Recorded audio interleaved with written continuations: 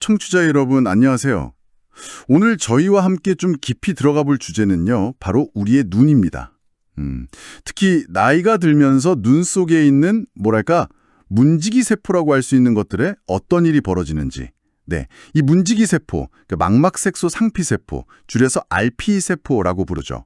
이 세포들이 노화하면서 어떻게 외부 침입자를 막는 능력은 좀 약해지는데, 반대로 내부에서는 오히려 해로운 물질을 더 많이 만들게 되는지, 그 좀 흥미로운 변화를 살펴보려고 합니다.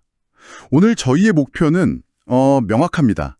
이 RP세포의 노화가 세균 방어 능력을 어떻게 떨어뜨리는지, 그리고 이게 그 노인성 황반변성 같은 질환과 어떤 관련이 있는지, 그 연결고리를 이해하는 거예요. 자, 그럼 이 눈의 문지기, RP세포부터 좀 알아볼까요?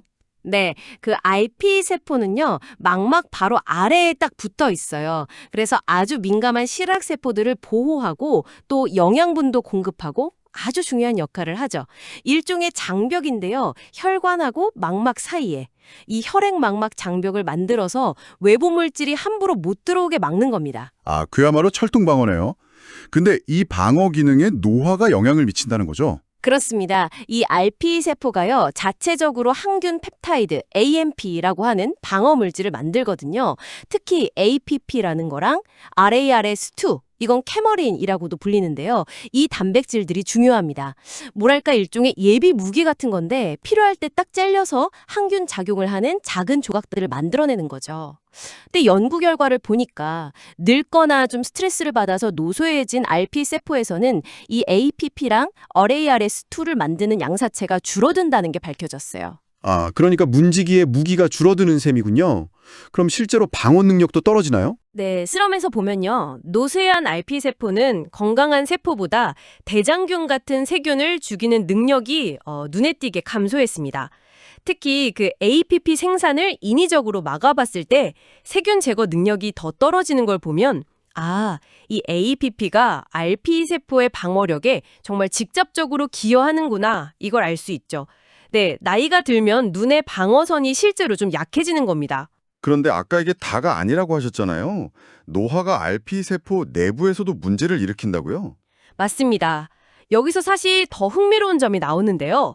노화는 RP세포가 아까 말씀드린 그 APP 단백질 있잖아요. 네, 그 APP를 처리하는 방식 자체를 바꿔버려요.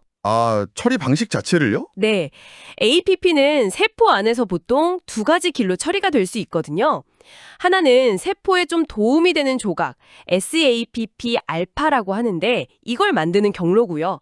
다른 하나는 아마 알츠하이머병 연구 같은 데서 많이 들어보셨을 거예요. 아밀로이드 베타, A비터라고 하죠. 특히 해롭다고 알려진 A비터 42를 만드는 경로입니다. 그러니까 같은 재료, APP를 가지고 좋은 걸 만들 수도 있고 좀 나쁜 걸 만들 수도 있다 이런 거네요. 정확합니다.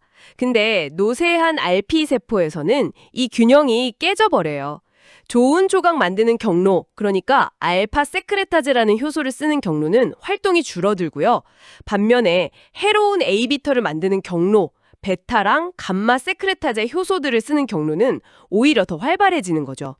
결과적으로 어떻게 되냐면 세포 안에 해로운 A비터 42가 점점 더 많이 쌓이게 되는 거예요. 세포 안에요. 와, 정말 이중고네요. 밖으로는 방어력이 약해지는데 안으로는 해로운 물질이 쌓인다니. 이게 실제 우리 눈에서도 확인된 건가요? 네, 연구진이 실제로 고령 기증자의 눈을 봤는데요. 특히 그 시력에 중요한 황반 부위 있잖아요.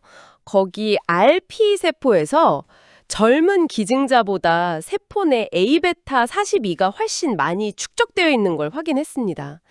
이런 A베타 축적이 노인성 황반변성, AMD 같은 질환의 발병이나 진행에 꽤 중요한 역할로 하는 걸로 알려져 있거든요. 그럼 정리해보면 이 RP세포가 늙으면 세균 같은 외부 위협에는 좀 취약해지고 동시에 세포 내부에는 A베타 같은 잠재적 위험 요소가 쌓이면서 만성적인 염증 상태, 그런 준염증 환경이 만들어져서 병이 생기기 쉬워진다. 이런 말씀이시군요. 바로 그겁니다.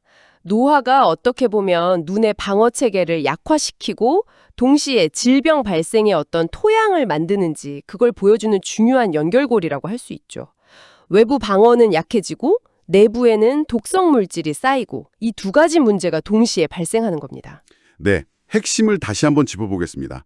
RPE 세포는 원래 APP나 RARSE 같은 물질로 눈을 보호하는데 노화하면 이 방어 능력이 떨어지고 그러니까 살균력이 저하되는 거죠.